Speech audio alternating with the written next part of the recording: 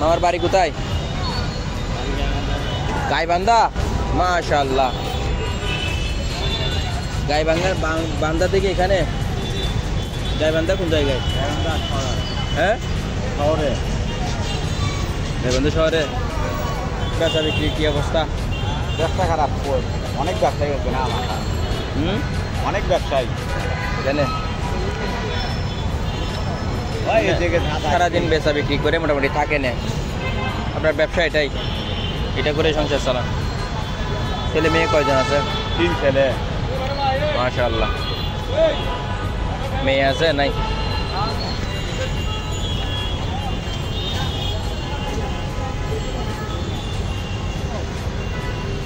Daily কিরকম হয় বেচা বিক্রি? 2000 হয়, তা তো কম হয় না। লাভ কত থাকে? 500 600।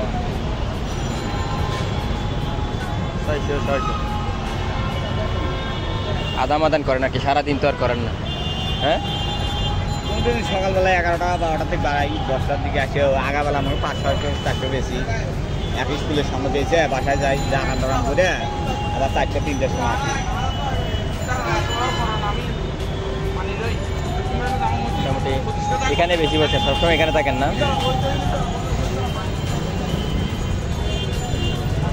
গাইবান্ধা থেকে এখানে বাসা ভাড়া দিয়ে থাকেন, কষ্ট হয়ে যায় কেন?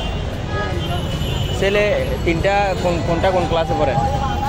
বড়টা এসি পরীক্ষা দিছে, রেজাল্ট ভালো করতে পরে না, বুঝছেন? ওরা আইনে গার্মেন্টসে পড়ে। বড়টা গার্মেন্টসে। আর সরুটা ক্লাস করে, একটা ক্লাস করে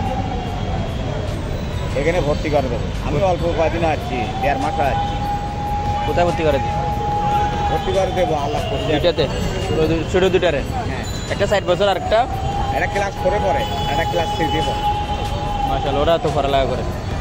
আই পাস কর না বি পাস করি এনজিও চাকরি করলেও হলো। এনজিও চাকরি করলেও তো, ইন্টার পাস করলেও তো এনজিও চাকরিতে ঢুকাই দিতে পারে। ইন্টার পাসে করছি, ইন্টার পাস করছে। ইন্টার পাসের সার্টিফিকেট ভালো। ঠিক আছে, ইন্টার পাস করছি।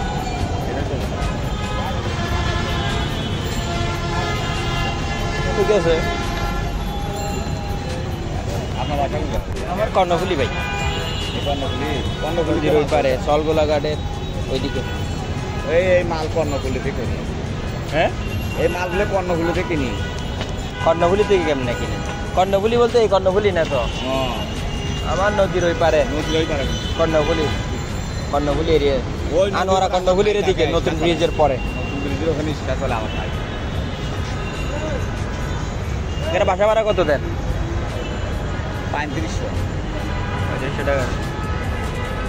সে মোটামুটি চলে আর কি। হ্যাঁ, কারেন্ট পানি সারাদিনে 500-700 টাকা থাকে এই আর কি। 18-20 হাজার। মাশাআল্লাহ, খারাপ কি? 18-20 হাজার মোটামুটি। আপনি তো সারাদিন করেন না। বেশি নোরেশ পেলে আল্লাহ বেজার হবি। হ্যাঁ, বেশি চাওয়া যাবি না, আল্লাহ বেজার হবি তখন। এতে খুশি, এতে শান্তি। শান্তি আছেন না? যাক, আলহামদুলিল্লাহ। না, এটা হচ্ছে বড় জিনিস। আপনি শান্তিতে থাকা, তৃপ্তিতে থাকা, মানে আত্মতৃপ্তি, এটা বড় জিনিস। শান্তি আছেন, এটাই।